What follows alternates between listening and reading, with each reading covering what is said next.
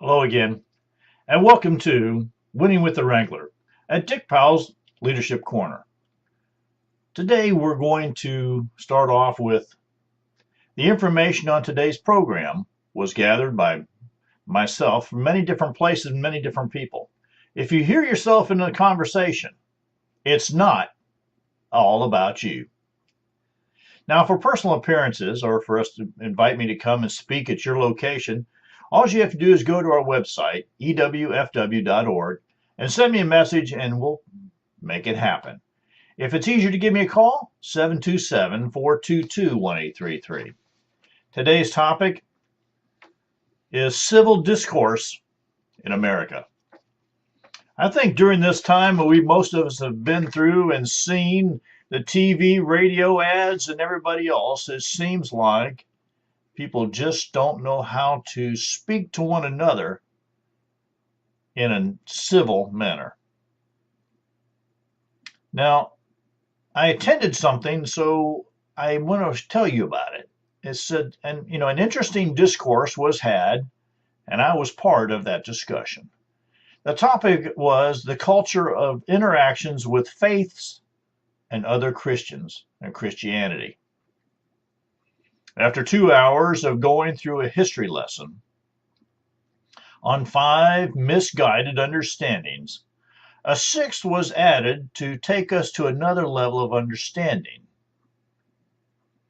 And here we were led to something called comparative theology, a relatively new discipline within theology which holds together comparative and theology in a creative tension.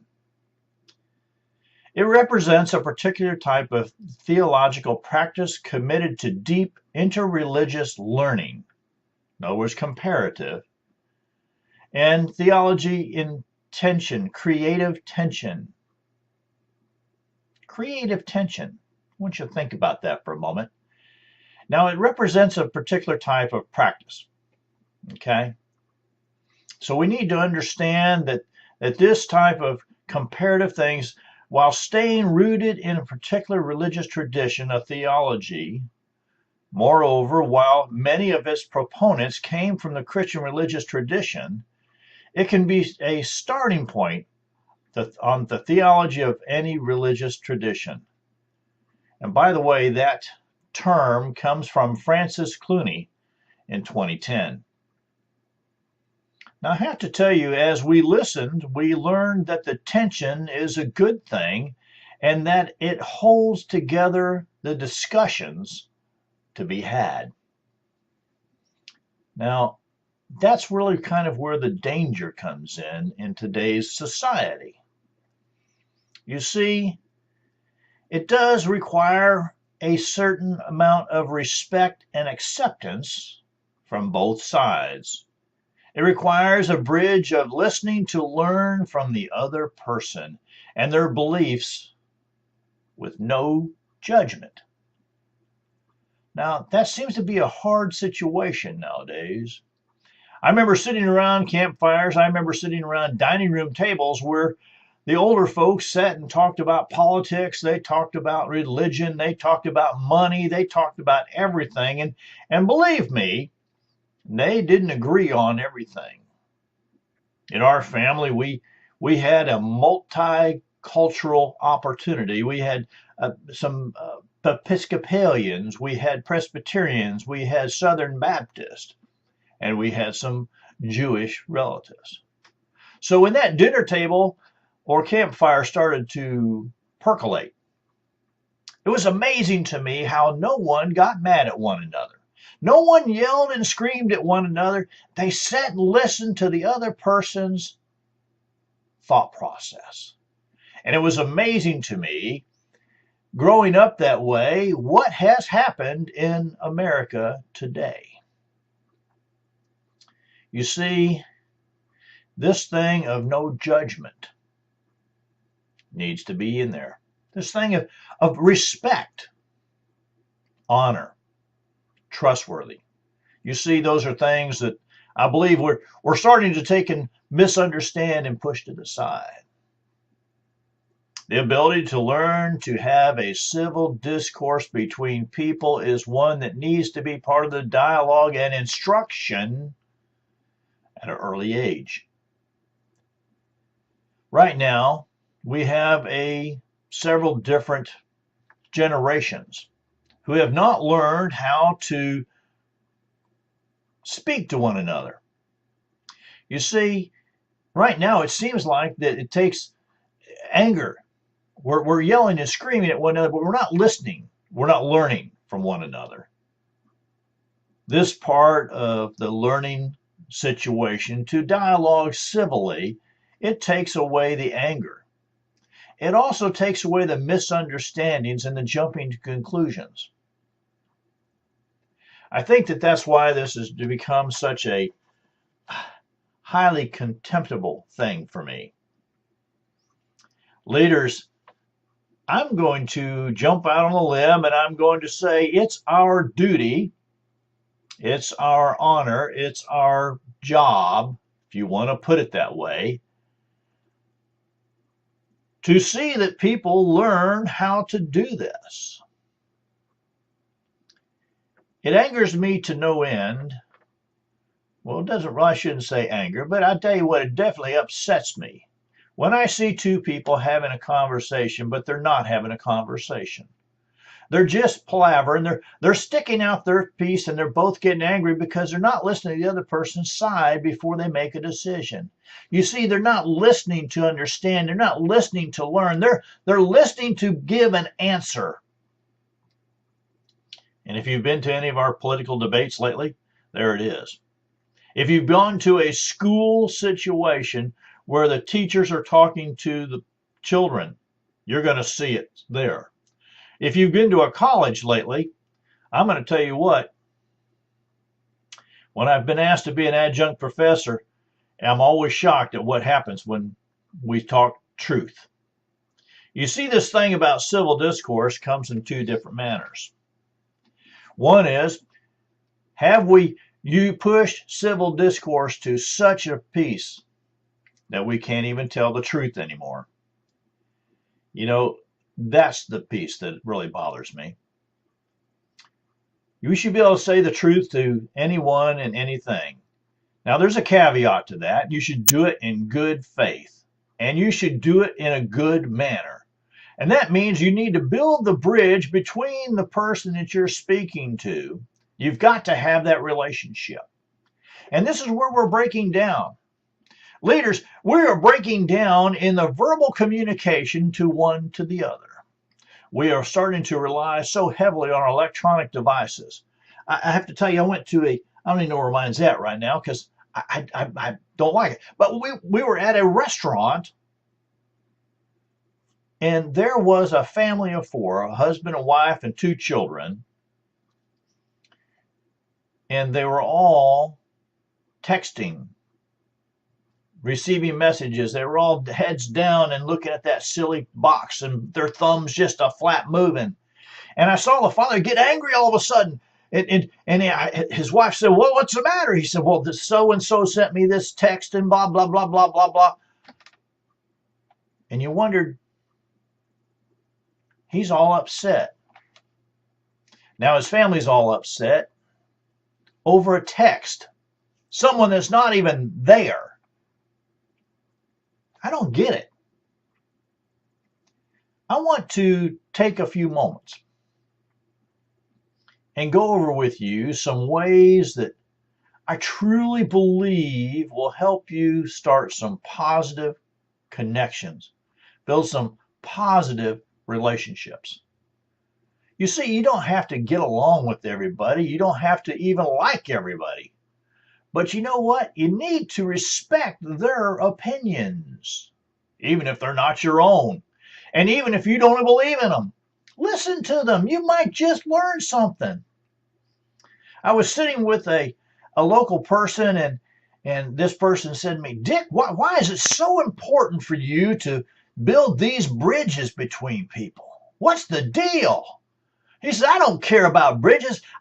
I'm here to do a job, and I'm going to do my job."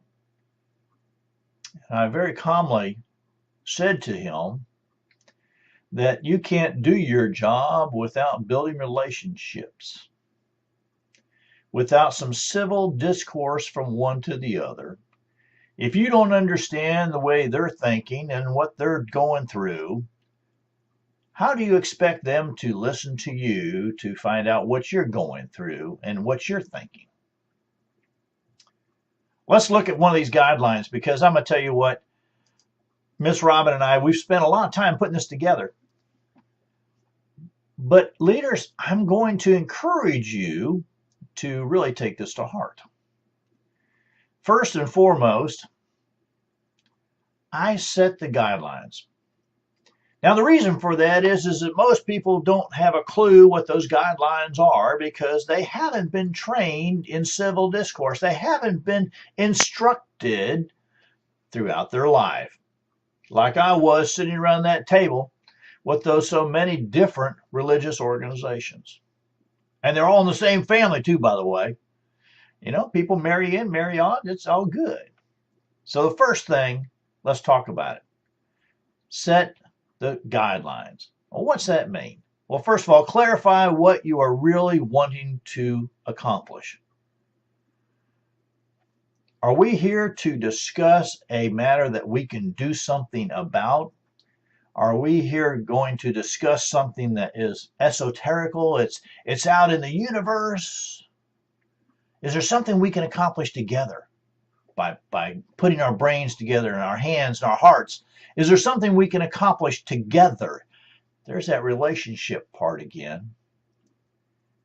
The second part of this is, you know, the moderator. Now, if you have more than one person, you need a moderator within the group. And most of the times that kind of happens naturally if they're had some training or some instruction. But the moderator sees to it that all have understood in a timely manner the topic at hand. And that means some people like to go on and on and on and on and on and stretch it out way too far. And the moderator might bring them in just a little bit by saying exactly, well, this is what I really hear you saying is, or is this what I really hear you saying? Or I understand what you said is.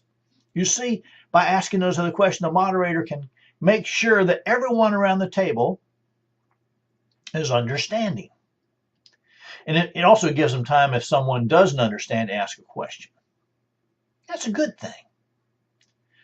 Now, another thing I want you to do is have the ability to ask those clarifying questions. But here's the caution there. You need to learn to do it in a civil voice that's encouraged after the speaker has finished speaking. I remember when I was director of education, I would oftentimes have big meetings and people would just jump in and break into somebody else's conversation, and they would jump in and jump out. And it was so disturbing that I had to find a way to bring it back together. And I went back to my early roots as Cub Scouting, which, you know, back then we had a thing called the talking feather, and it was kind of silly, but I used a coffee mug, and so whoever holds the coffee mug gets to speak. And you have to wait till they're done. Then you can ask a question. But it has to be civil. You can't threaten them. You can't yell at them. You can't raise your voice at them. You have to ask a civil question. And oftentimes I would encourage them to, as the speaker was speaking, to write down their question so they knew it was going to be clear and ready to go when the speaker was done and the questions were going to be available. But if you're jumping into a speaker, someone who's trying to tell their side or make you understand they're speaking, and you stop them in the middle of something and jump in, not only is it rude, but it really sets a different tone. When you do that, that's when the anger happens. That's when the discourse falls apart. And so as a moderator, as the leader, you're going to need to make sure that doesn't happen. And if it does, stop it. That's your job. But this is why this ongoing education of Learning how to have civil discourse with one another is so important. And I think we need to put it in place in our schools in an early age. I think that we need to put it in place in elementary, middle, and high school, in college. We need to make sure that it's ingrained in our organizationals, the nonprofits, the for-profits, your companies, everywhere you go.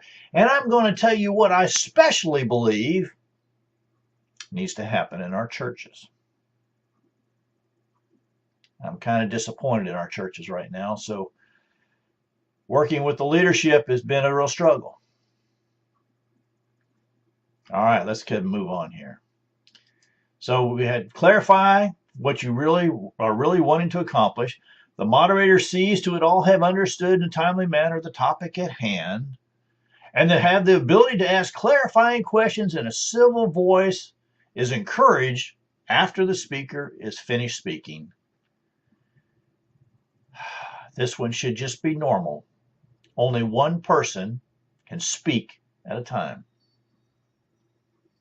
I think I've hammered that one pretty good. I want you to think about being around a campfire or that round table where everyone will be placed on level ground. You see, the Knights of the Round Table were around for a reason. The disciples sat around a round table for a reason. Yep, cowboys sat around the campfire for a reason. Made everybody equal. In today's world, we talk about equal, but we have to be careful. There's equal, and then there's I want to be better than. And I want to be better than is not what we're talking about here. We're talking about everyone having equal opportunity to share their beliefs, to share their ideas, to share their thoughts, but only one person speaks at a time. Another thing I'm going to encourage you during this set of guidelines is always have the ability to say this. You can probably write it down and remember it. I have a different conviction about that. And say it calmly when you disagree. And it's okay to have a different conviction.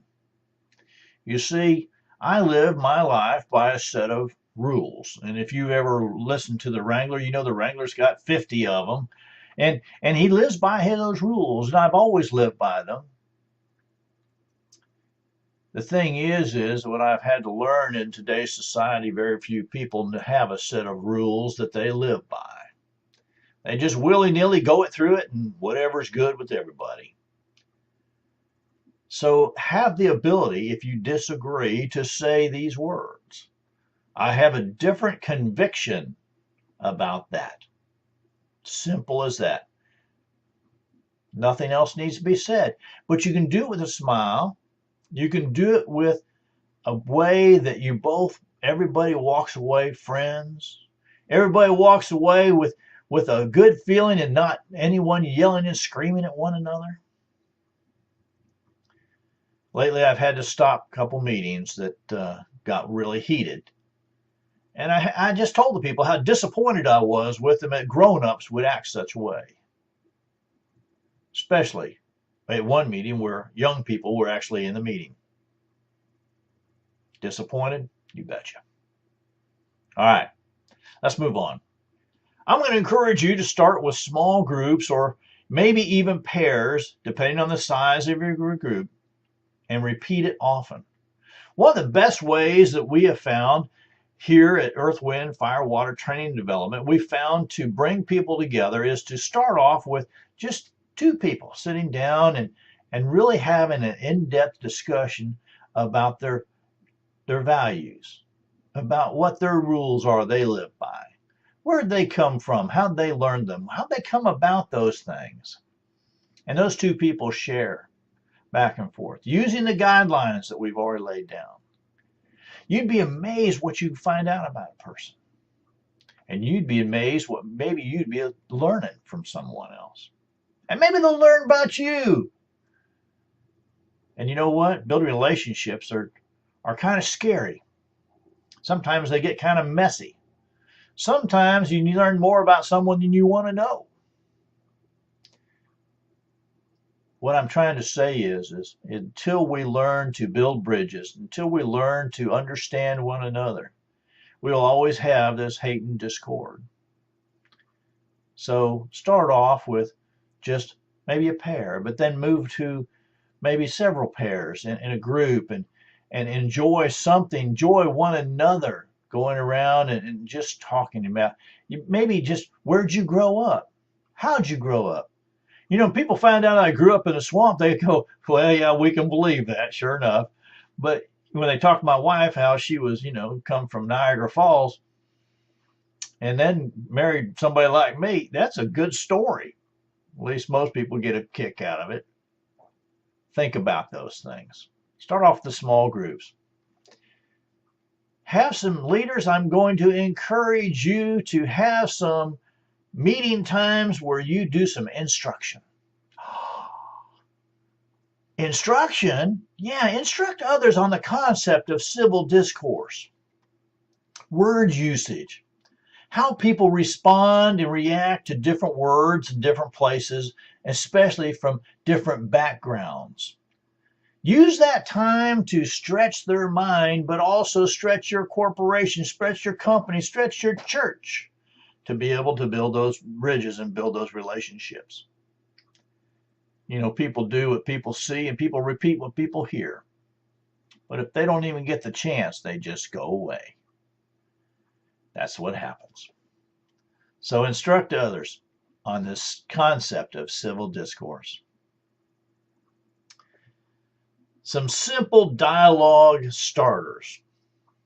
You know, it sounds so easy. Just exchange your name and let one person start a conversation. Hi, I'm Dick Powell, Leadership Wrangler. And the one thing they always ask me is, well, what's a leadership wrangler? It's a great way to start a conversation. Get to take and talk to them. Respect the guidelines that are at the top here and we've gone over. Now, I'm going to encourage you to respect those guidelines, because I'll tell you what, if you do, and you get used to using them, you're going to find that you'll flow from one conversation to another, and it's always very civil, and it's always very enjoyable, and it's always very learnable. I'm going to encourage you that when you're speaking, though, to speak clearly. Be as concise as you can, unless you're, like me, a paid storyteller, and then you get to tell the story. But if you're just having a conversation with someone, speak clearly. Be concise. Okay? Nobody wants to sit there and listen for 4 hours on how you comb your hair. Well, that's why I wear a hat, because I don't have much left. But say it with as few words as possible. Okay? You can tell more if needed when asked or inquired from. You see, by keeping it clearly and concise, people are going to ask that next question. Well, tell me more. And then when it gets to be a certain part, you need to take a turn and say, well, hey, we've talked enough about me. Let's talk about you. And for goodness sakes, listen, not just to respond. Just listen and relax. So many times in today's world, someone just wants someone to listen to them. It's not so much that they have a terrible thing to tell you. It's not so much that anything terrible is happening in the world. They just need someone to listen to them.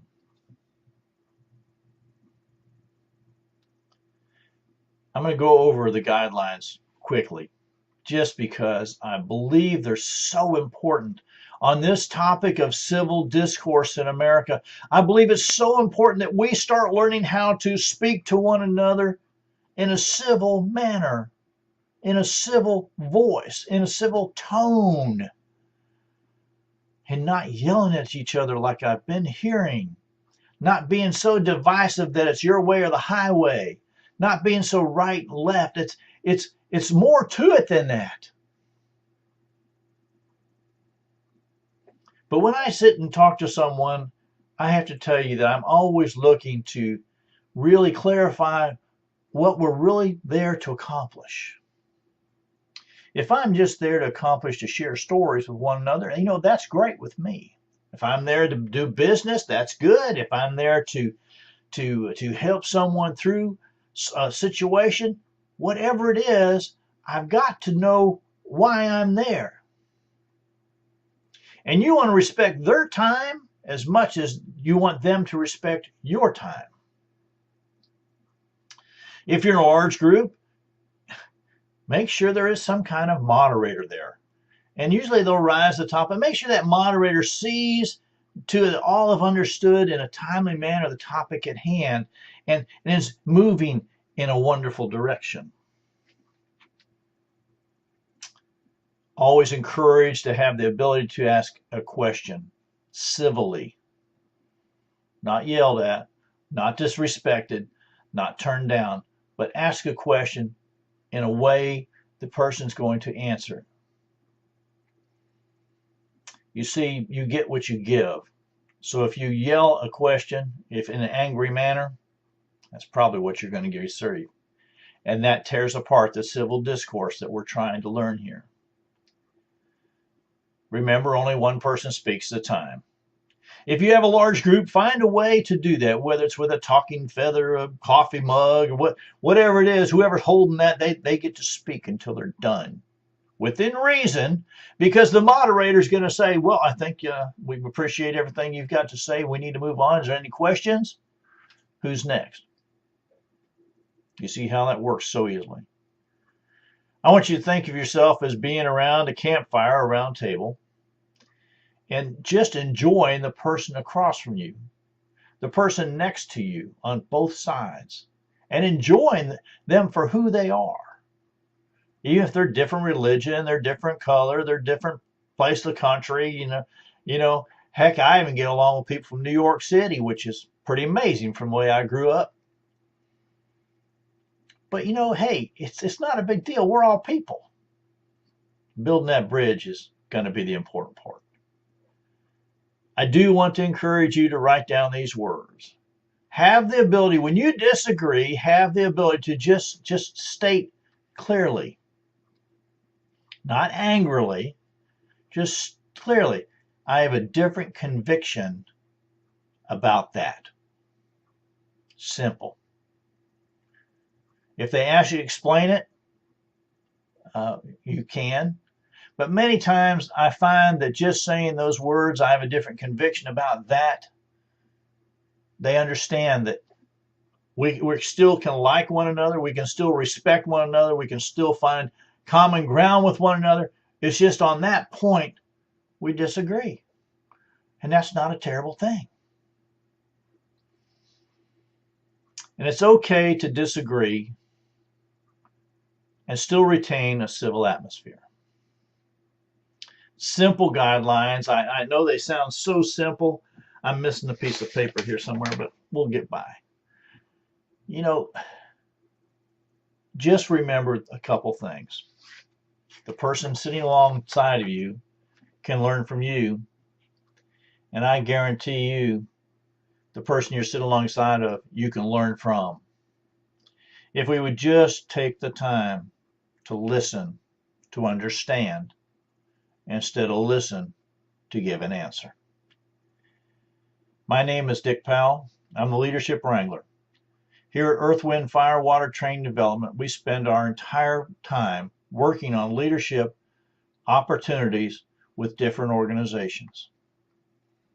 One of the biggest opportunities we have found lately is working with the leadership of churches around the country, teaching them and instructing them how to be better leaders within their organization.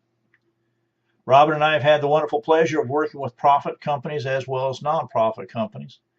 And the thing we've learned is that there's some really big differences on the leadership opportunities. And we would love to share those with you. So we would love to come to your location and do an instruction. All you have to do is go to our website, ewfw.org. Send us a message and we'll take and get together and figure out how to make that happen. If you'd just rather call me about something that happened today, no problem, 727-422-1833. I want to thank you all for tuning in today. Until next time, DW the Wrangler saying, ride hard, ride fast.